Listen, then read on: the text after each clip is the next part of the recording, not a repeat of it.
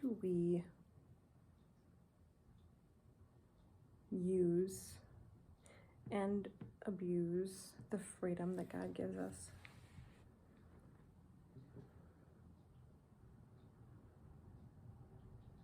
We are free to resist, reject, and rebel against God's ways for us.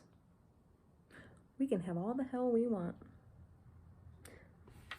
Let's ask an obvious question. How could someone choose another way with a universe of love, joy, and peace right in front of them?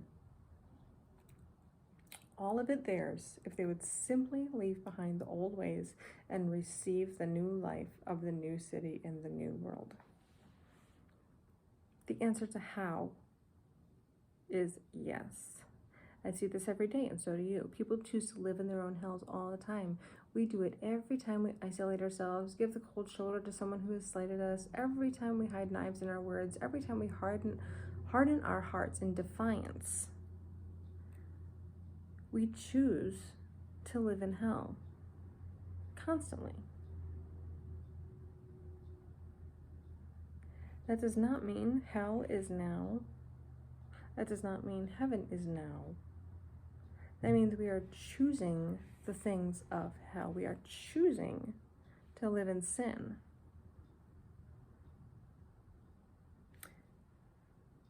The way I just worded it was the way he worded it. Love Wins by Rob Bell. We don't choose to live in hell. We choose to live in sin, and that will lead to hell. If we continue to choose to live in sin, it's a choice. We choose to do that. Every single day, every single thing, we choose. What are your choices? Where are your choices leading you?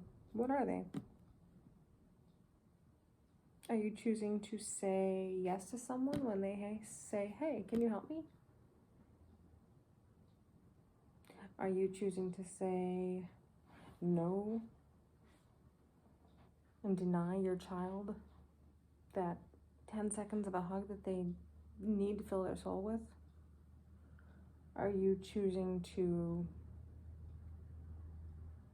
be lazy, be gluttonous, sit around, do nothing, and eat all day? Are you choosing to not take care of the body that you've been given?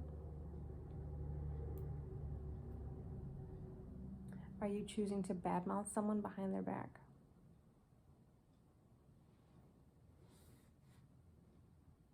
Why is it so hard to choose the better option? I'll tell you why. It's because we're born with sin. We're born with this need, this want to be in control, with this need to feel better, this need to have other people lift us up, this need for approval. But we don't want to look to God for it, do we? No, we don't. We want to look to our best friend. Be like, hey, I did this awesome thing. Because you know they're going to respond with, great job, or clapping hands, or you're going to text your husband and say, hey, I cleaned the whole house today. Because you know he's going to say, thank you so much for doing that, or awesome, or about time. That's not going to make you feel good, is it? If he says about time. No. So that's probably not something you'll say to him, because that won't lift you up. That won't make you feel good about yourself. Why is it always about us feeling good about ourselves?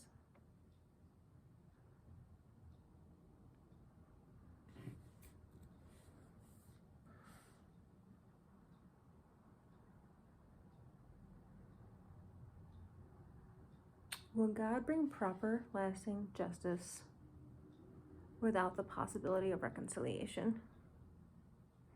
Will he keep the gates open just in case? Because maybe that person will change their mind. Maybe that person will turn around. No, he's not going to keep the gates open. It's not a bar where you can come in and out as long as you have the bracelet and you paid the fee. No. It's a one-way road to heaven. And if you don't make the cut, you don't make the cut.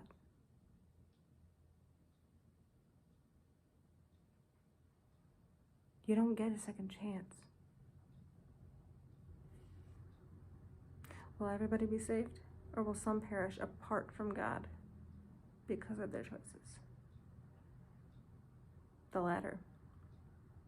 Many will perish apart from God because of their choices. Because He gave us the option of loving Him. He gives the option of knowing Him. And if we choose to walk the other way, look the other way, say, I don't think so, God. You're not who you say you are. You're not who we are cracked up to be. I'm going to do it my way. Fine. He'll respect your decision. You want to go to hell? Go to hell.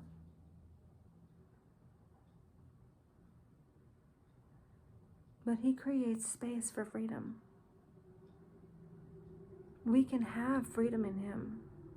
He gives you the space. He gives you the options. What are you going to do with them?